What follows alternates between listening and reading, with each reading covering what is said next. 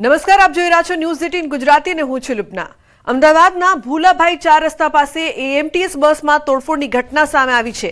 રિક્ષા ચાલકે બસ આગળ રિક્ષા ઊભી રાખી બોલાચાલી કરી હતી, જે બાદ 3 શખ્સોએ એએમટીએસ ડ્રાઈવરને માર મારી બસના કાચ તોડ્યા હતા તેવો આક્ષેપ થયો છે।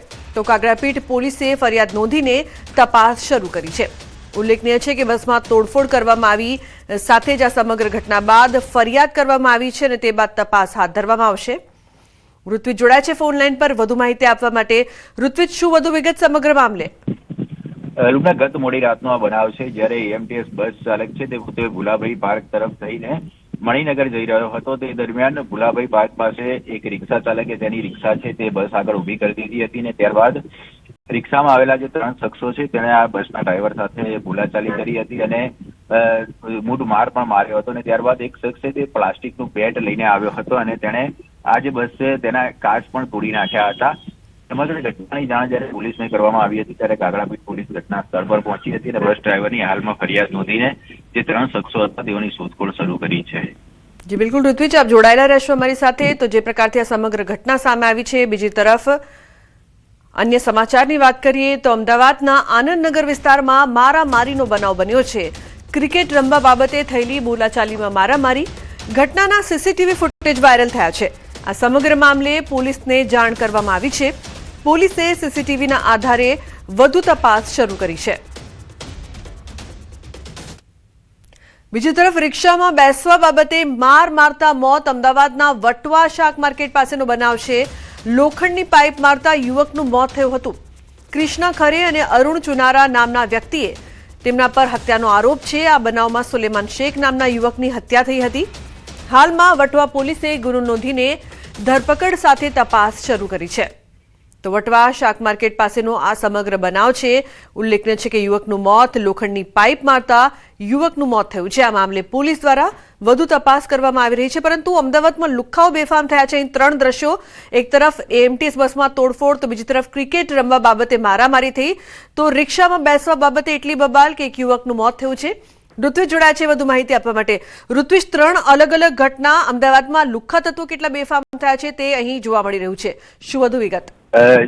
જે લુમના વાત કરીએ તો છેલ્લા કેટલાક સમયથી જે કેટલાક બનાવો સામે આવી રહ્યા છે તે જોતા સ્પષ્ટ લાગી રહ્યું છે કે અમદાવાદ શહેરની અંદર ક્યાંક ને ક્યાંક આ જેવા અસામાજિક તત્વો છે તેઓને જાણે પોલીસનો કોઈ ડર ન હોય તેવું લાગી રહ્યું છે, કારણ કે તેઓ જાણે પોલીસને પડકાર ફેંકી રહ્યા હોય તેમ એક પછી એક નાની નાની બાબતોની અંદર ઘટનાને મોટું સ્વરૂપ આપી રહ્યા છે। જે બનાવો સામે આવ્યા છે અમદાવાદ શહેરની અંદર 3 અલગ અલગ બનાવો સામે આવ્યા છે।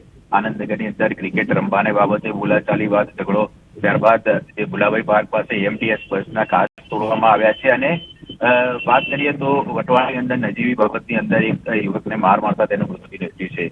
એટલે આ જે વારંવાર આ પ્રકારની ઘટનાઓ બની રહી છે, જો કે પોલીસ દ્વારા આવા જે અસામાજિક તત્વો હોય છે તેઓની સામે કાર્યવાહી પણ કરવામાં આવતી હોય છે। સમયાંતરે પાસા, અટકાયતી પગલાં, તડીપાર સહિતની કામગીરી કરવામાં આવતી હોય છે, પરંતુ જે પ્રકારે એક પછી એક બનાવો સામે આવી રહ્યા છે તો જોતા એવું લાગી રહ્યું છે ક્યાંક ને ક્યાંક આવા જે અસામાજિક તત્વો છે તે પોલીસને પડકાર ફેંકીને એક પછી એક બનાવને અંજામ આપી રહ્યા છે।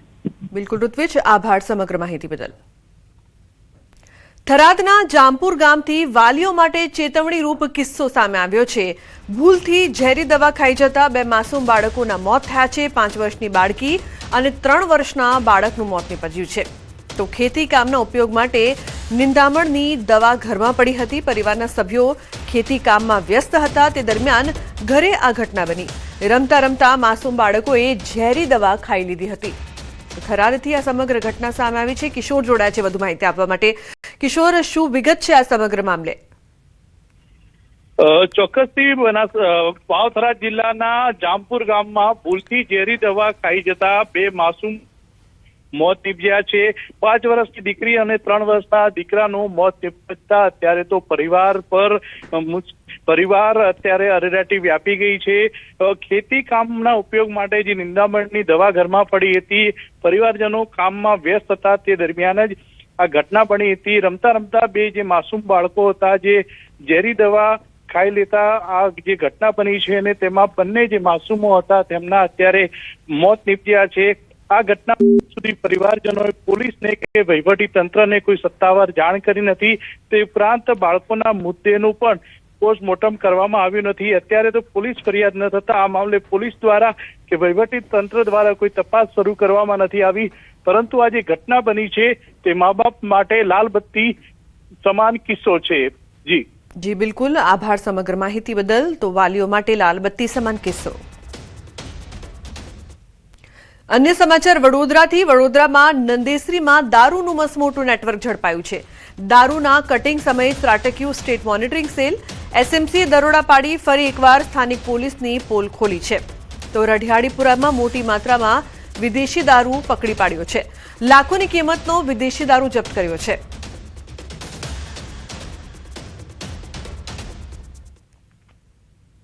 વાપીના ડુંગરી ફળિયામાં ફરી એક વખત આગની ઘટના બની છે। મદીના મસ્જિદ નજીક ભંગારના ગોડાઉનમાં આગ લાગતા અડધી રાત્રે દોડધામ મચી ગઈ હતી। બનાવ બાદ ફાયર બ્રિગેડની ટીમો દોડી આવી હતી। આ વિસ્તારમાં મોટી સંખ્યામાં ભંગારના ગોડાઉનો ધમધમે છે, જેમાં અચાનક કોઈ કારણસર આગ લાગી હતી।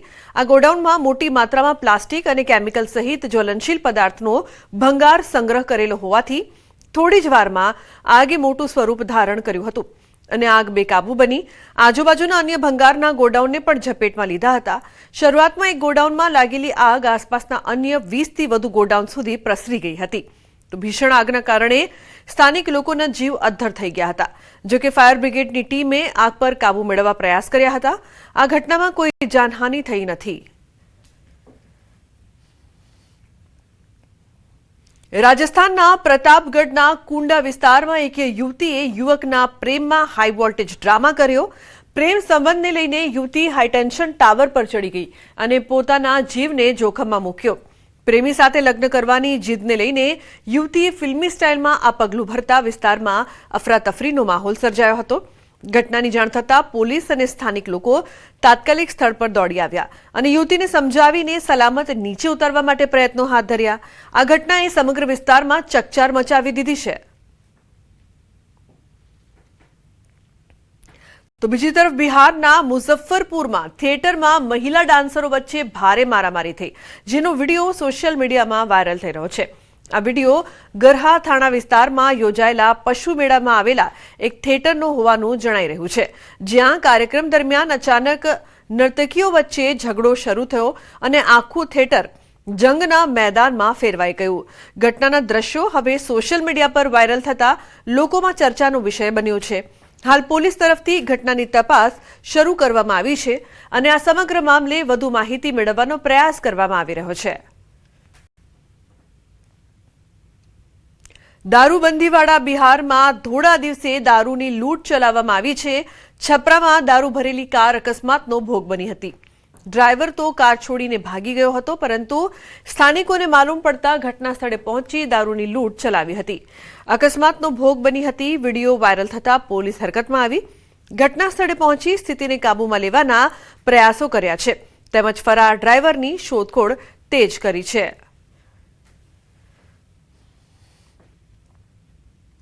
ઉત્તર પ્રદેશના શામલીથી કાયદો વ્યવસ્થાના લીરે લીરા ઉડ્યા હોય તેવા દ્રશ્યો સામે આવ્યા છે। એક બદમાશે જાહેર રસ્તા પર સરેઆમ યુવતીની છેડતી કરી। યુવતીએ પ્રતિકાર કરતા તેના પર શારીરિક હુમલો કર્યો। એટલું જ નહીં, યુવતીનું ગળું દબાવવાનો પણ પ્રયાસ કર્યો, તેમજ રસ્તા પર ખેંચી નિર્દયતાથી માર માર્યો। યુવતીએ બૂમો પાડતા આસપાસના લોકો એકત્રિત થયા અને યુવતીને બચાવી। સનસનીખેજ આ ઘટના સામે આવી છે, જે સીસીટીવીમાં કેદ થઈ છે। ઘટનાને લઈને સ્થાનિકોમાં ભારે રોષ છે। આરોપી સામે કડક કાર્યવાહી કરવાની માંગ કરી છે। સુરેન્દ્રનગરના થાન તાલુકાના ગગલિયાણા ગામે ગેરકાયદેસર રોયલ્ટી પાસ ઇસ્યુ કરવાનું કૌભાંડ સામે આવ્યું। મૃત વ્યક્તિના નામે રોયલ્ટી પાસ ઇસ્યુ કરાયા હોવાનો ઘટસ્ફોટ થયો છે। ચોટીલા નાયબ કલેક્ટરની ટીમ દ્વારા કેશવ કોલ ઇન્ડસ્ટ્રીમાં ચેકિંગ કરાતા સમગ્ર કૌભાંડ બહાર આવ્યું છે। ચેકિંગ દરમિયાન કુલ 774 રોયલ્ટી પાસ મળી આવ્યા છે। આ ઉપરાંત કેશવ કોલ ઇન્ડસ્ટ્રીના માલિકોએ સાયલા તાલુકામાં પણ ગેરકાયદેસર કાર્બોસેલનું ખનન કર્યું હોવાનું ખુલ્યું છે। નાયબ કલેક્ટરની ટીમ ઓફિસ સીલ કરી સ્થળ પરથી કાર્બોસેલ, જેસીબી સહિત ₹78 લાખથી વધુનો મુદ્દામાલ કબજે કર્યો છે અને કેશવ કોલ ઇન્ડસ્ટ્રીના 2 માલિક વિરુદ્ધ કાર્યવાહી હાથ ધરી છે।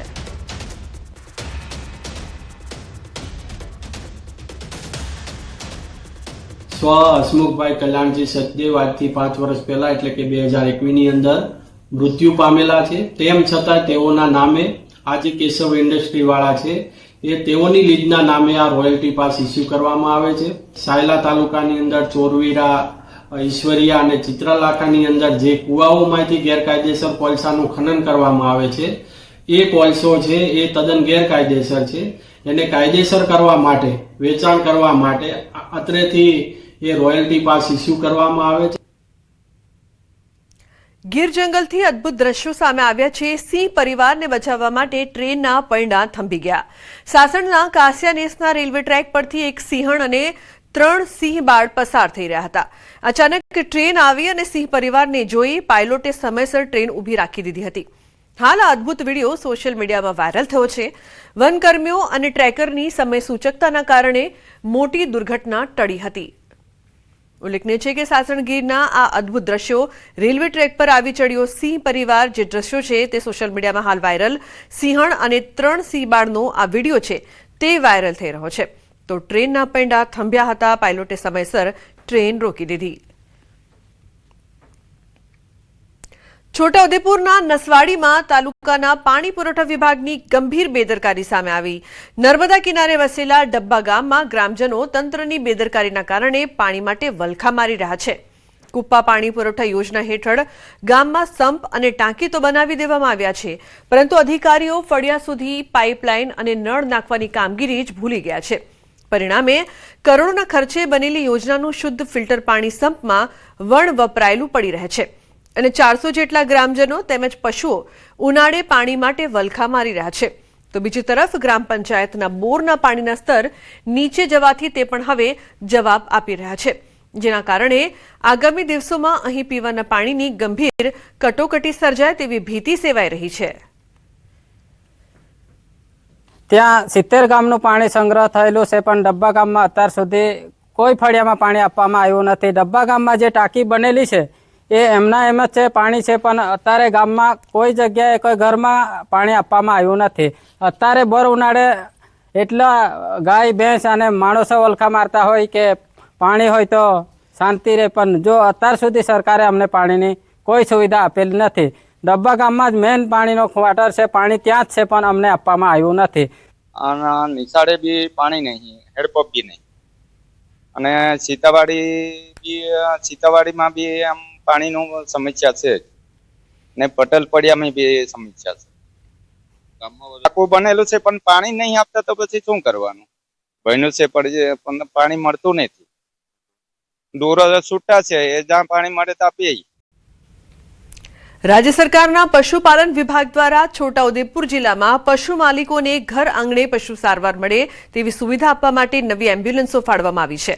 પરંતુ છોટાઉદેપુર જિલ્લાના 7 તાલુકાની અંદર 17 એમ્બ્યુલન્સમાંથી 7 એમ્બ્યુલન્સ ડોક્ટરો અને ડ્રાઈવરોની ભરતીના થતા ધૂળ ખાઈ રહી છે. લાખો પશુઓને પશુ ચિકિત્સાનો લાભ ગામડે મળતો નથી. જિલ્લાના ઘણા પરિવારો પશુપાલનનો ધંધો કરીને રોજગારી મેળવે છે. પશુ બીમાર પડે ત્યારે તેને 20 થી 30 કિલોમીટર દૂર પશુ ચિકિત્સા કેન્દ્રમાં સારવાર માટે લઈ જવું પડે છે અને પશુને વાહનમાં લાવવા લઈ જવાનો ખર્ચ મોંઘો પડે છે. ત્યારે પશુ માલિકોની માંગ છે કે સરકાર વહેલી તકે સ્ટાફની ભરતી કરે અને ઘર આંગણે પશુઓને સારવાર મળી રહે તેવી માંગ કરી રહ્યા છે.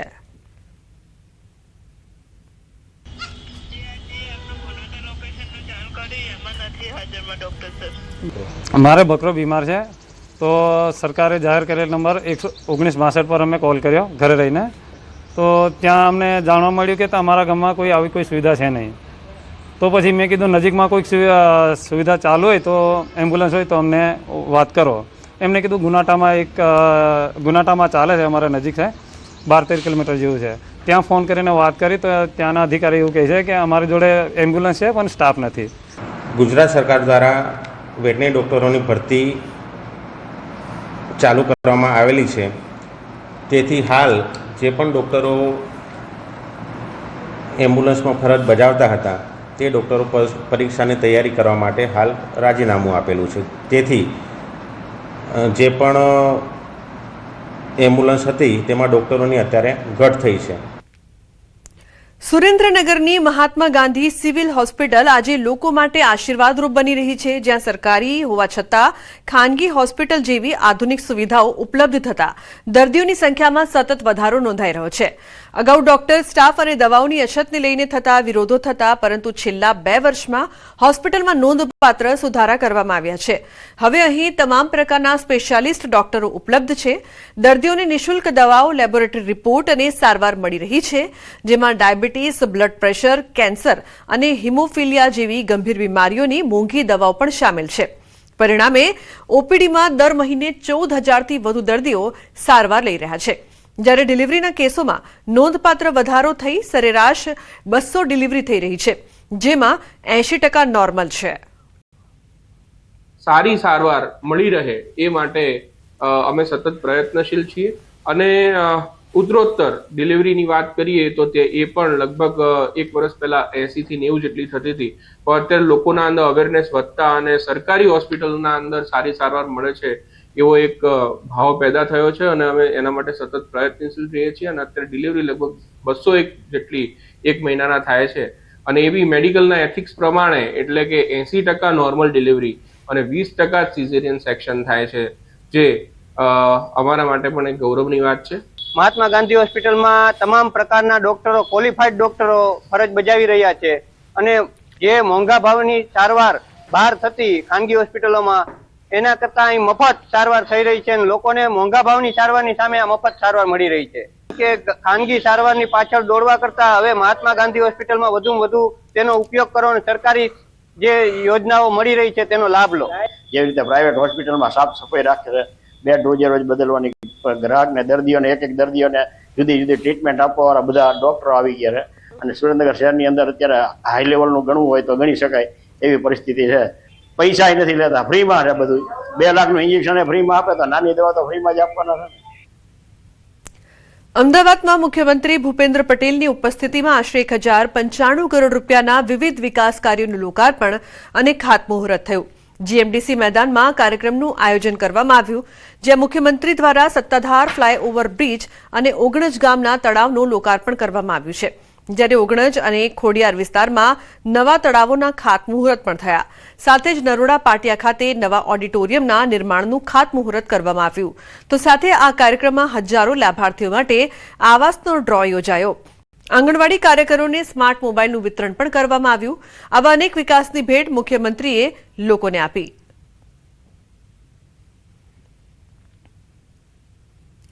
ડાંગ જિલ્લામાં ઉનાઈ સ્થિત પવિત્ર ઉષ્ણ અંબે મંદિરે એક મહત્વપૂર્ણ ઘર વાપસી કાર્યક્રમ યોજાયો, જેમાં 100થી વધુ આદિવાસી યુગલોએ શાસ્ત્રોક્ત વિધિ દ્વારા ફરી હિન્દુ ધર્મ અંગીકાર કર્યો. અગ્નિવીર હિન્દુ સંગઠન દ્વારા આયોજિત આ કાર્યક્રમમાં પવિત્ર સ્નાન, પૂજા અને શુદ્ધિકરણ વિધિથી તેમને ફરી સ્વાગત કરવામાં આવ્યા. સંગઠન મુજબ તમામ લોકોએ પોતાની સ્વેચ્છાએ મૂળ સંસ્કૃતિ સાથે જોડાવાનો નિર્ણય લીધો છે. રાજ્યમાં સમાન નાગરિક સંહિતા અને ધર્મ પરિવર્તન મુદ્દે ચાલી રહેલી ચર્ચાઓ વચ્ચે આ ઘટના ચર્ચાનું કેન્દ્ર બની છે.